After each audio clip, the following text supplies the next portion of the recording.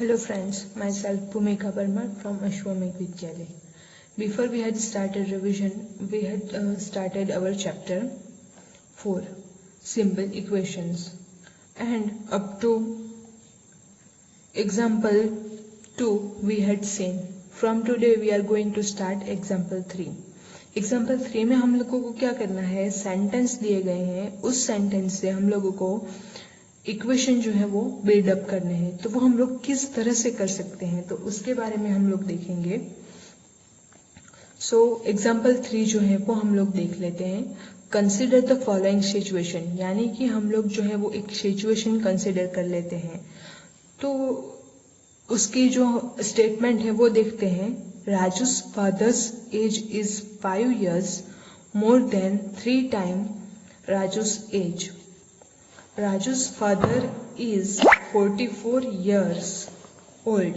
Set up an equation to find Raju's age. तो यहाँ पे हम लोगों के पास क्या है, राजू की एज हम लोगों को फाइंड करनी है. तो जो हम लोगों को फाइंड करना है उसी को हम लोग वेरिएबल अज्यूम कर लेंगे, या तो x या तो y या तो z या तो फिर h a b c, कोई भी वेरिएबल आप लोग चाहे वो ले सकते हैं. यहाँ पे अज्यूम किया गया है y. सो राजू एज जो हम लोगों को फाइंड करनी है उसको हम लोग अज्यूम कर लेते हैं x या y. So we don't know राजू's age. यहाँ पे हम लोगों के पास स्टेटमेंट क्या है उसका मैं एक्सप्लेनेशन दे देती हूँ. राजू's father's age is 5 years. Raju के पापा की जो उम्र है वो 5 years मोर देन 5 साल ज़्यादा है 3 times राजू's एज, यानी कि राजू की जो एज है उसके 3 गुना हम करें उससे 5 जो है वो ज़्यादा है राजू की age. Raju's father is 44 years old, यानी कि राजू के पापा जो है वो 44 years के हैं. तो हम लोगों को इक्वेशन सेटअप करना है राजू की एज जो है वो फाइंड करने के लिए. तो वो हम लोग किस तरह से कर सकते हैं, तो जो हम लोगों को फाइंड करना है उसी को हम लोग अज्यूम कर लेंगे. So Raju's age is equals to y. Now we don't know राजू's age. हम लोग जो है वो राजू की एज जानते नहीं हैं. Let us take it to be y years. तो जो हम लोग जानते नहीं है उसको हम लोग वेरिएबल ले लेते हैं. तो उसकी जो एज है वो है y years.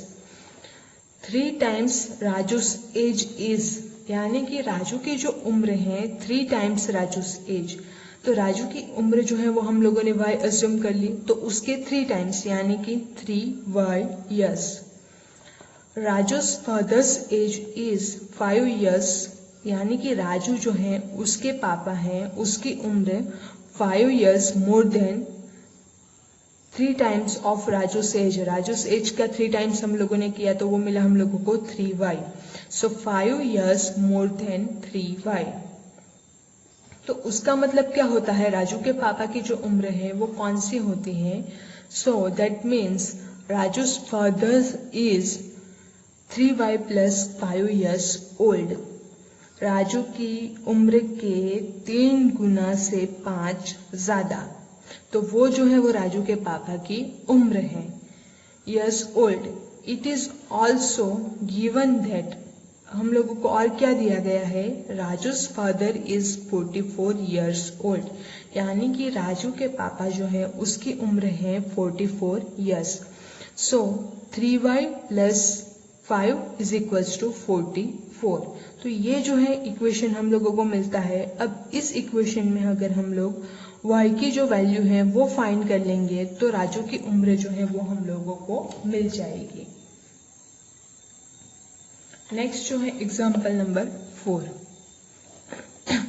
A shopkeeper sell mangoes in 2 types of boxes, one small and one large.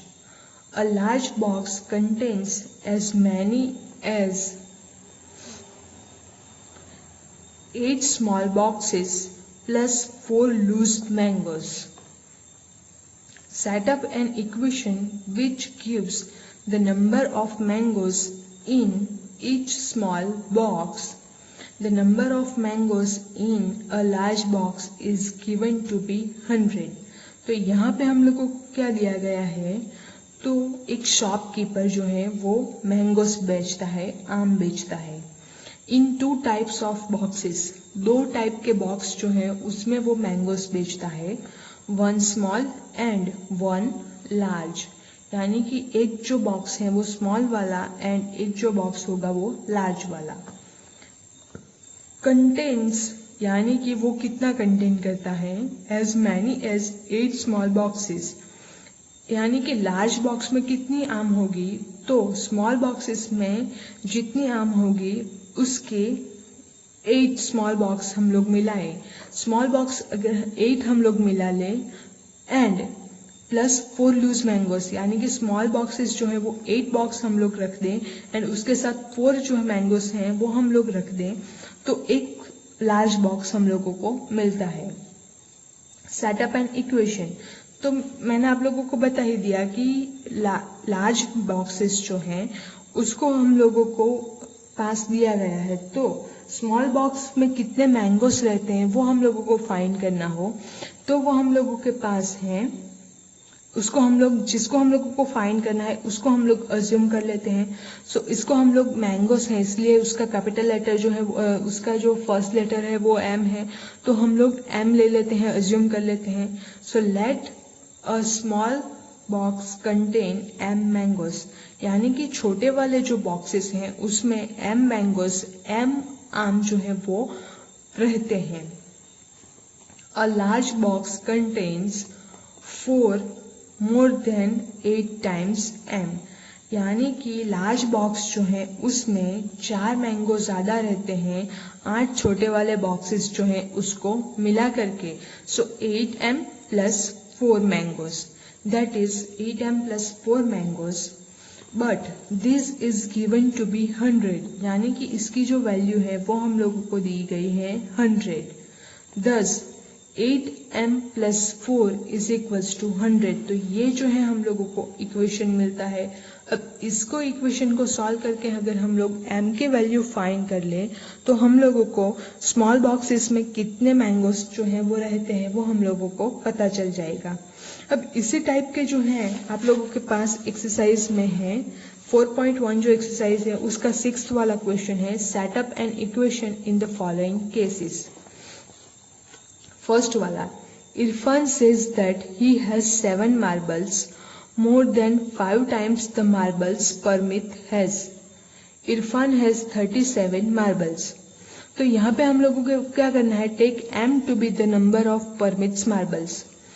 यहाँ पे हम लोगों के पास क्वेश्चन क्या दिया गया है, इरफान says that, इरफान क्या कह रहा है, he has 7 marbles. इरफान के पास जो है वो टोटल 7 marbles हैं।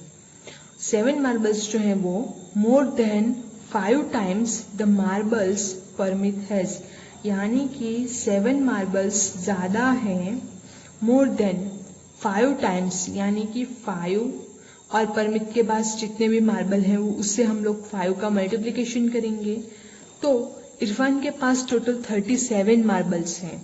अब यहाँ पे आप लोगों के पास दिया गया है m to be the number of Parmit's marble, यानी कि परमित के जो मार्बल हैं उसको आप लोगों को m अज्यूम करना है। सो हम लोग देखें तो m जो है वो है परमिट्स के marble,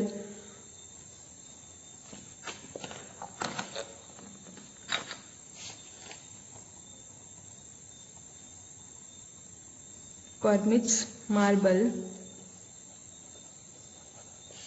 is equals to m, ऐसा हम लोगों को अज्यूम करना है। अब इरफान के पास कितने हैं, 7 marbles more than 5 times, more than 5 times यानी कि 5m प्लस 5 टाइम्स यानी कि 5m, मोर देन यानी कि प्लस 7, लेस देन होगा तो आप लोगों को सब्ट्रैक्ट करना होगा, मोर देन होगा तो आप लोगों को एडिशन करना होगा। So 5m plus 7 is equals to, तो इरफान के पास टोटल कितने मार्बल्स हैं, 37 marbles. So 4m plus 7 is equals to 37, तो ये जो है हम लोगों के पास इक्वेशन मिल जाएगा। अब m की वैल्यू अगर हम लोग फाइंड कर लें तो हम लोगों को परमित के पास कितने मार्बल्स हैं वो पता चल जाएगा। उसी तरह से क्वेश्चन 2, क्वेश्चन 3 एंड 4 तो वो आप लोगों को होमवर्क में करने हैं। नेक्स्ट जो यहाँ पे क्वेश्चन एक बाकी रह जाता है, क्वेश्चन 2 एंड क्वेश्चन 3। तो यहाँ पे क्वेश्चन 2 में हम लोगों को क्या करना है, check whether the value given in the brackets is a solution to the given equation और नॉट। तो यहाँ पे हम लोगों को क्या चेक करना है कि ब्रैकेट में जो वैल्यू दी गई है वो इक्वेशन की वैल्यू है या नहीं।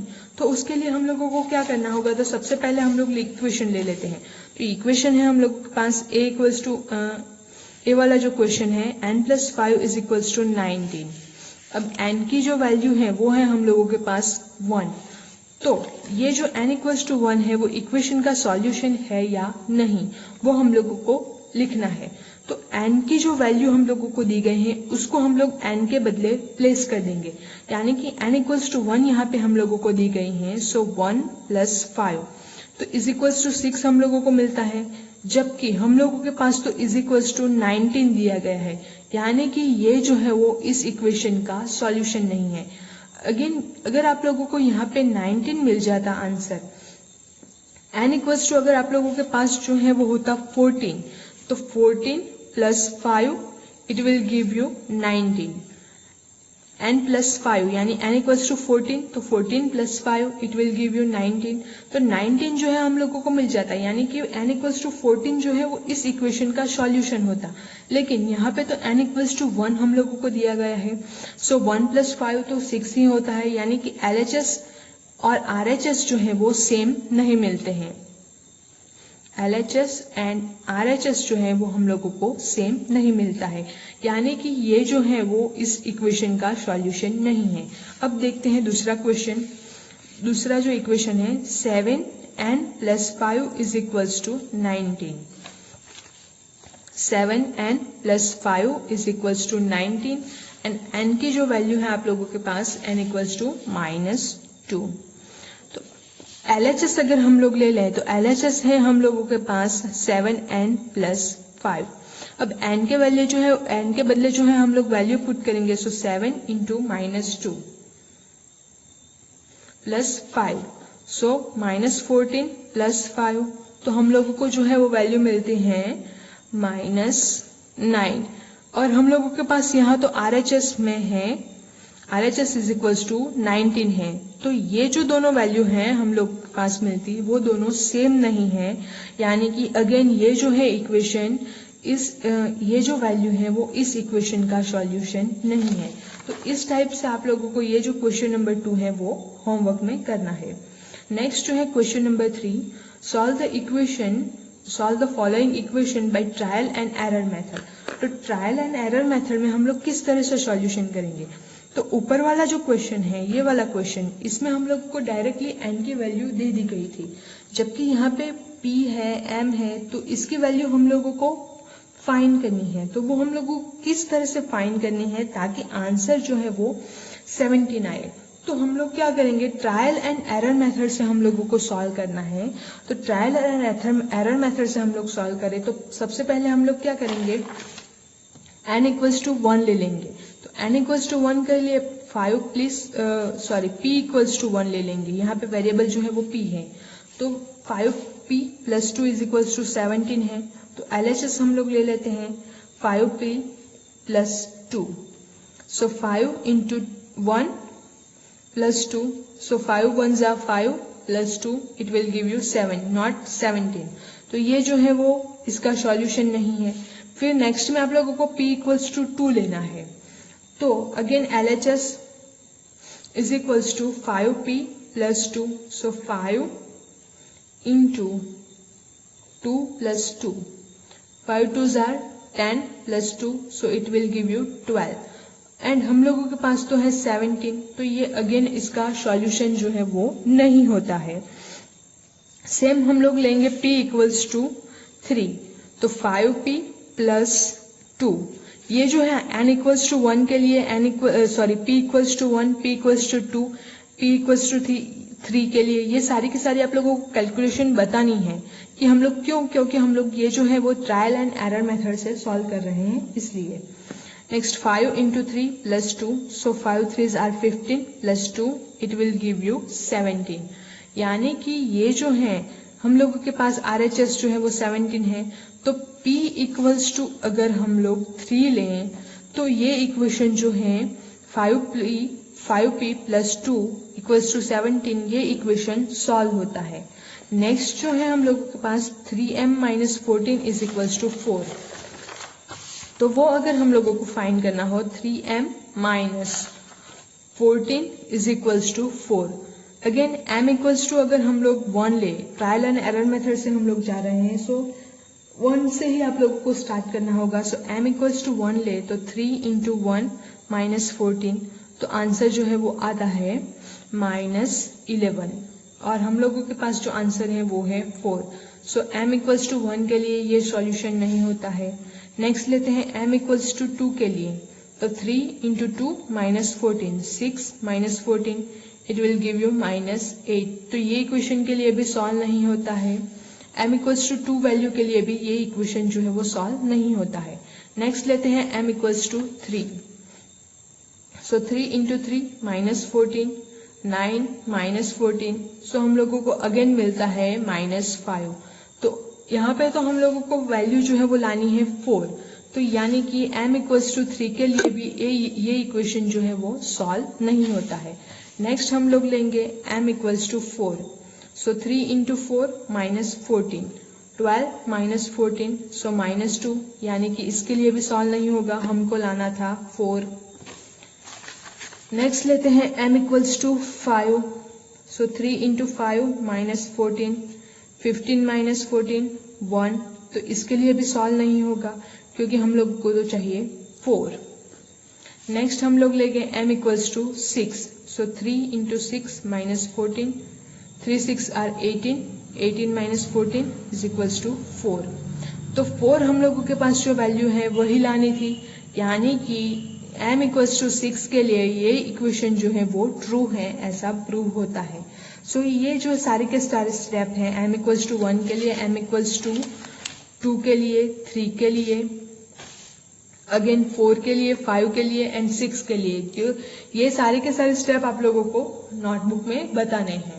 अब नेक्स्ट जो टॉपिक है सॉल्विंग एन इक्वेशन, ये जो हम लोगों ने किया वो ट्रायल एंड एरर मेथड से सॉल्व किया, लेकिन डायरेक्टली हम लोग किस तरह से सॉल्व कर सकते हैं, तो उसकी जो मेथड है वो हम लोग नेक्स्ट वीडियो में देखेंगे। Thank you.